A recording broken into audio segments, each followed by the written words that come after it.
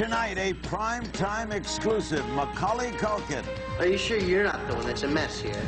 From highest-paid child star in movie history, to a bitter break with the dad who drove his career, to teenage marriage and divorce, and years as a recluse.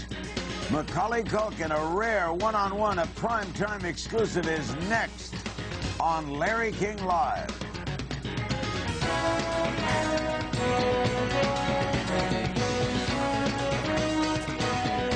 Great pleasure to finally welcome Macaulay Culkin to Larry King Live. His new film, by the way, is Saved.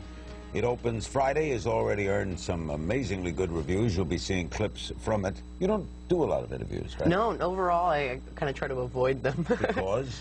I don't know, sometimes I feel uncomfortable, and I try to keep my private life private overall. You know, I have this kind of opinion that once you start giving people things, and they start expecting them, and so I just try to, you know, keep a distance. Did you have that when you were a kid, too? I mean, when you were young, when you did that first movie? Yeah, no, I mean, it was crazy. I mean, I don't even remember half the stuff. I remember sitting one time doing like 100 interviews in a day, and they're all television interviews, and they're you kind of just sit there, and they bring these people in and out, and in and out, and you're sitting in the same place. It's a junket. Exactly, and it's like, you don't, you know, no fresh air, no windows, no nothing, and I remember one time I actually fell asleep in the middle of one. This guy kind of walked in, it was number like 70-something, and he just talked so slow, and the next thing I know, I'm out. And it's just like, that was what it was like. I was kind of just constantly... Do you buy this recluse thing? Is that an unfair rap? I don't know. I mean, I try not to label myself anything, really, but, you know, I'm definitely an indoorsy person, and I definitely kind of just try to, you know, stay away from life in the public eye, at least. Yet you choose a profession that puts you in it. Yeah, I know. Well, it's this funny thing, you know, because I've been doing this since I was 4 years old,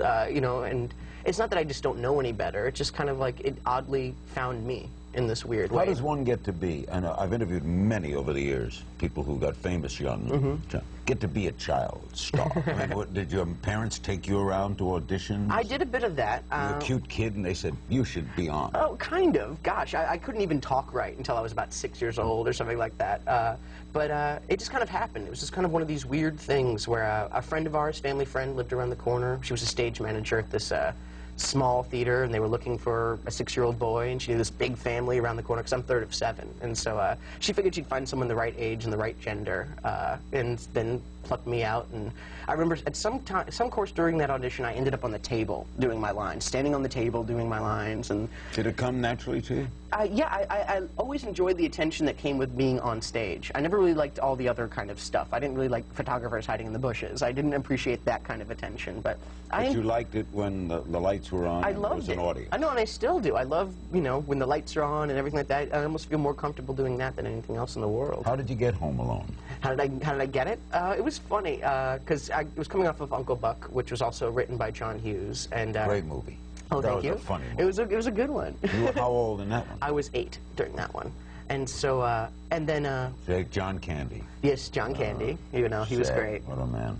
But yeah, so he couldn't promise me the part, but he kind of wrote it with me in mind a bit. And so the thing is with child actors overall, the most important thing is that you have to know your lines. They're always worried about the kid's going to forget his lines. And so what my father, you know, he was very clever. One of the things he did was, you know, they give me these scenes, like scene 12 and scene 20 or whatever, and they were very, very short scenes. So what he would do is he'd go through the script, find the longest, like, monologues and the longest, hardest scenes for a 9-year-old to do, and have me memorize them. So when I go into the room, they go, oh, do scene 12, I'm like, you know, I'm a little 9-year-old. I'm like, oh, but no, I practiced scene 4, and do what you know, and the next thing I know, I'm rattling off this whole thing. And, is it, for a kid, really an unreal world? I mean, is it? It's kind of, I mean, I was kind of, you know, I was a kid, so it was kind of weird for me, and it's kind of, I had to, like, look at everything kind of in hindsight, but, you know, I almost didn't know anything else. That was the thing. I mean, I realized that I was leading a very unique life, and I was doing things other kids my age weren't doing, but at the same time, it was, you know, it was just crazy. I didn't really dawn on me to what extent. Tutors for you?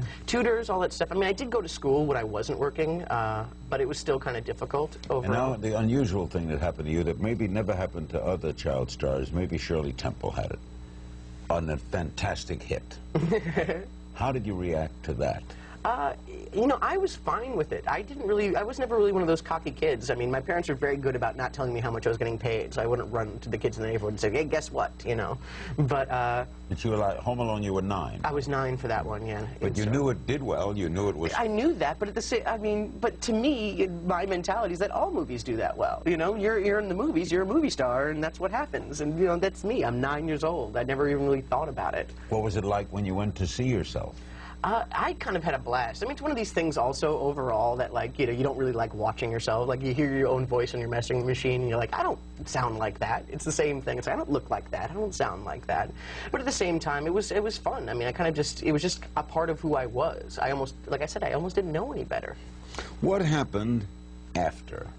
Where did Macaulay Culkin... Where did he go? Where did he go? What happened? Your father? The whole... It was all crazy. That was what happened? Well, it was just crazy, and I kind of, after a while, I mean, I did 14 movies in 6 years, which is more than 2 a year, and just kind of pumping them out. And I was just at this point where I really wanted to take a break, and it was just a break even, and I really wasn't given that opportunity. I didn't really feel like anyone was listening to me when I was saying those things. And so when I was put in a position where I could take control of my own life and my own destiny and make decisions that were solely for my benefit and not for anyone else to make money on or anything like that, I did. And I jumped in there and I kind of just I said, I'm retired. You know. At what age? 14. I know it's kind of funny. I always joke that. Yeah, so you made this adult decision. Essentially, I had to take control. I mean, I was going crazy by that point. I knew it was going to, you know, if I just kept on doing it, I'd go nuts. And this caused a separation from your parents? From my father, yeah. But that was kind of a part of me being able to take a step back, was the fact that he wasn't there anymore. And so by your decision? No, not necessarily. Actually, it was my mom's decision, really. And it was really it was great to see her really kind of empower herself and say, you know, get the heck out of here. Because you know what? Was he overbearing? He was overbearing. The thing is, the funny thing about him is that when, you know, people ask me about him and things like that, is that, you know, he was always the way he was. I mean, before money, before fame, before anything like that, I mean, he just wasn't always a good person. Controller? Yes, he was very controlling, very, you know, he played games with you just to, you know, make sure you were still in your place. I remember, you know, when this is near the end, and I was making God knows how much money, and I didn't have a bed. I didn't even have a room. I was sleeping on the couch. Me and my brother were sleeping on the couch, and, you know, I don't want to talk about how big his bed was or how big his television was or anything like that. It was more to prove a point, I think. Did you win a law case? Well, no, it was a custody trial. Of yourself? It was over me and my younger siblings, everyone who was basically under 18 at the time. Who was fighting? My parents were, for custody, basically. And, yeah, see, yeah, I always joke that other people's stories get mixed up with mine all the time. Like, you know, what's yours? Well, I didn't emancipate myself from them. What happened is that, you know, my parents, after a while, I mean, this is a long, drawn-out process, you know, yeah.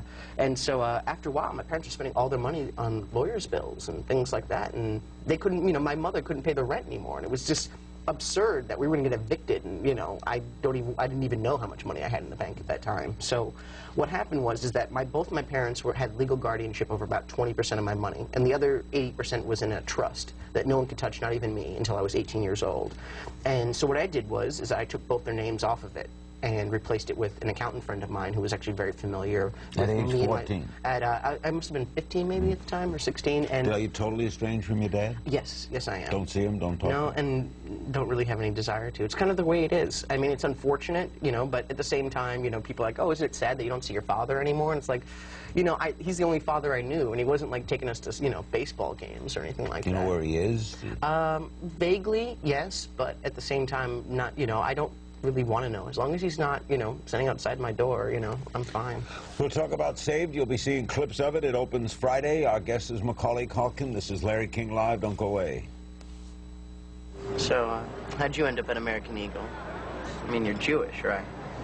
Well, after I got expelled from my last school, it was either here or homeschooling. Figure I could handle these freaks better than my parents. Well, lucky me. Are you playing footsies with me? Wheelies. Hey, isn't that... Mary? What is she doing downtown? Well, there's only one reason Christian girls come down to the Planned Parenthood. She's planning a pipe bomb? Okay, 2 reasons.